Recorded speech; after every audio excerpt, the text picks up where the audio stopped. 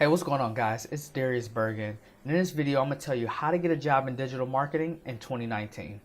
So if you're already a subscriber, one, thank you for subscribing. And two, you've probably already seen the 2017 and 2018 versions. If so, awesome. If you're not a subscriber, one, please subscribe. And two, go back and watch the 2017 and 2018 versions because everything I said in those videos still apply today. So I highly recommend you go watch those and absorb some of the information in those videos. In this video specifically, I'm going to cover a little bit about what I said before, and then we're going to talk about interviewing and actually like the applying for a job in digital marketing. So basically what I said in those other videos is that you need two things. You need knowledge and you need experience. Knowledge you can get by just reading anything on the internet and just doing research on digital marketing, whatever area it is you want to go into. It could be SEO, paid search, email marketing, web development, conversion rate optimization, anything. And there's more as well. So you can go into anything, but find a specific area that you want to focus on and then just research it. Learn as much as you can. Now, you're not going to know what information is correct and what information is not because you're not smart enough in that area to know the differences. So I highly recommend you just read a lot. And then once you have the knowledge, right, like you've read a lot, that doesn't mean that you necessarily have the right answer, but you've read a lot and know kind of what to expect. You got to get experience. And to get experience, I highly recommend you do things on your own. Do your own website. Create a fake business and try to grow that. Try to do any type of website. And what you want to do is you just want to use the knowledge you've learned and apply it towards something and see what the results are. That's how you get experience, because you say, I think if I do this, it might get me an extra 1,000 views or an extra 1,000 subscribers or whatever it is. Whatever your hypothesis is, you make that and say, if I do this, it should get me this. And then you go ahead and do it and you see what the results are. And then you just see how far off you were. And if you were right on the mark, then sweet, do it again. And then keep doing it. And then that's experience. You're hitting exactly where you want to hit. So that means you know what you're doing. If you're not hitting exactly what you want to hit, that's also okay. Because now you're knowing what not to do to hit that mark. And that's sweet because that gives you a lot more experience and a lot more knowledge to say, I don't know exactly how to hit that, but I know how not to hit it. So you can already X off a lot of other different strategies. If you've done that, you had knowledge, you've researched, and you've done the experience part of it, building your own things, and you feel like you're really ready to get a job in digital marketing, then this video is going to give you a little bit of advice on the interviewing process and as well as applying for a digital marketing job. So applying, you might go on like an Indeed or something, and you might see a ton of job postings that are like, they want you to have 2 to 4 year degree and this experience, that experience, blah, blah, blah, blah, blah. I'll start this off by saying I don't have a degree because I never went to college, and my experience was all my own. And then I had that to show and say like, hey, this is what I can do. Here are the numbers. Here's how I got there, blah, blah, blah. This is everything. And, you know, the people that were trying to hire me was like, whoa, like that's crazy. Like that's better than all the other applicants because they just went to school and they say they know how to do it. But they don't really have anything to show us. So it was easy for me to get a job in digital marketing because my competition wasn't that great. Depending on your job market, I can't say your competition won't be that great. But I highly recommend you use this strategy because most likely your competition, if they are good, they're going to be using this strategy as well. So if you see any job posting, it doesn't matter what it says on it. Just read the job responsibilities. Read what they want you to do. If you can do that, apply to it. Doesn't matter if they say they need a master's degree, you need 50 years of experience, whatever crazy things that I see on job postings nowadays, apply to it. And make sure your resume is specifically in line with what they want you to do, and you're showing that you can do whatever their post says in your resume. I would apply to it. I wouldn't even worry about it, especially when you got things like Indeed, and they have like these job boards have like one-click apply. Oh, easy. Applying to everything. Everything I feel like I can do, I'm applying to it. If I don't have a job right now, especially if I don't have a job right now, I'm applying to everything. If I have a job right now, maybe like I might pick and choose what I want, so I might not apply to everything. I might say like, Like they might want me to do too much work with not enough money. I'm good. And you might look at something else and it's like, they want me to do a little bit, but they're really small. I don't even know if this company is going to be in business in like 6 months. Like I'm good on that. So you can pick and choose when you got a job, when you got some cushion. But yeah, whatever the job posting says, apply if you feel like you can do the job. Now, let's say you get an interview. When you get an interview, there are a few different things that I specifically look for that can make the process go smooth, or me just completely like eliminating you while you're sitting in front of me. Number one is if you're a good company fit. Do you fit the culture? And what I mean by do you fit the culture, right? Because that's said a lot on the internet, and like sometimes I even like I read it and I'm like, what does that even mean? For me specifically, it just means, are you similar to me? How much different from me are you? And being different to me isn't a bad thing, but there's a certain deviation that I'm like, if you're too far left or too far right, I'm like, maybe not, because we might clash.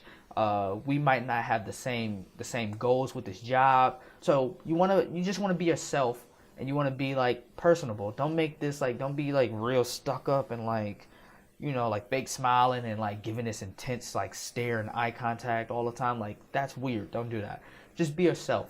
Because if you be yourself and a job doesn't hire you, cool. Like you don't want to work there anyway, because then you got to be fake all the time. If they hire you and you were being yourself, like going to work every day is easy. Like you just go in there, you just be yourself. You don't even think about that aspect of it. Number two is I look for people who are honest. I don't expect when I'm hiring someone that they're like this super genius and they got all the answers and they know everything. There's no way. So like I don't look for you to know everything. I look for you to be honest. And being honest, there is questions that I might ask that are like, how would you grow the organic traffic for this client? If I ask you an open-ended question like that, that allows you to elaborate, but most likely you won't know. You don't even know all the details with this client. Like there's no way you can really answer that with like a concrete answer and say like, this is exactly how I would do it. There's no way.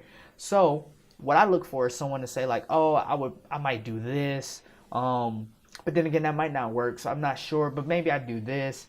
And then I probably tie it into this and like, maybe I do that. So I look for someone who like has different tools in their tool belt to say like, I probably would try these different things. And then if you don't know, just be like, I don't know. Like, I just don't have the information. Like, I really have no idea how I would do that, but I'm willing to learn. And if you do that, that lets me know that you're honest. That lets me know like you don't know, but you're willing to learn. And like, you put your ego aside and you're just like, I don't know. And I'm like, cool. Like, if you don't know, you don't know. I can teach you. Like, I don't care about that. If you don't know, you don't know. Sweet. Let's move on to something else. Or if you have all those different things in your tool belt, I'd be like, oh, sweet. Now I know you got an idea of how this works. Or you have an idea of this strategy. You have an idea about that. So you might know a lot, and maybe like you're not in depth with it. Like you can't go really deep in that specific strategy, but you know about it. So now I can plug in more knowledge for you. Plug in knowledge here, knowledge there, whatever. So you really want to be honest. My third tip would be to follow up. After an interview, like we might interview 5 to 10 people a day in one specific day, not every day, because that'd be crazy. But in one day, we might interview 5 to 10 different people. And we might say, all right, this person was cool, that person was cool. Put them in the reach out to bin, put them in the maybe bin, put them in the bin if this person doesn't answer. Like we might group you in separate ways. But if you follow up, it makes it a lot easier to see like who really wants to work where. Because when you're doing an interview like this, right, like you can ask somebody like, why are you job searching, or why do you want to work here? But the number one answer, regardless of what you say, is most likely, I want to make more money. Like I want to get paid. Like that's always usually the number one answer. Like I want to get paid. But right, like we've been kind of conditioned to not say that in the interview. If someone's like, hey Darius, why do you want to work here? And I'm like bro, I'm trying to get paid. Like I need this money. Like they gonna look at me like, nah dog, like we don't want to hire you, man. You're good.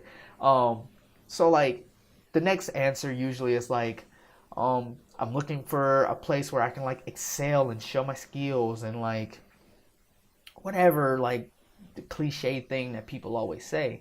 But if you follow up, at least it shows a little bit more interest where you're like, hey Darius, like thank you again for the interview the other day. Like I just wanted to follow up and see like, was there anything I could provide you? Do you want to see more of my experience? I can send you over some of my websites that you can like crawl or you can look at, or I can send you a campaign that I did in AdWords or Facebook, things like that. Just providing more information and like just actively communicating. I'm like, oh, okay, like yeah, send me over something. Like I'm curious, and then like I might look at it and be like, oh wow, like this is a lot better than like just the conversation we had in the office. Like I didn't think you really knew how to do these things, but you just showed me that you knew how to do them, and I seen it from my own eyes. It's like, okay, like I might need to move you to the top of the list.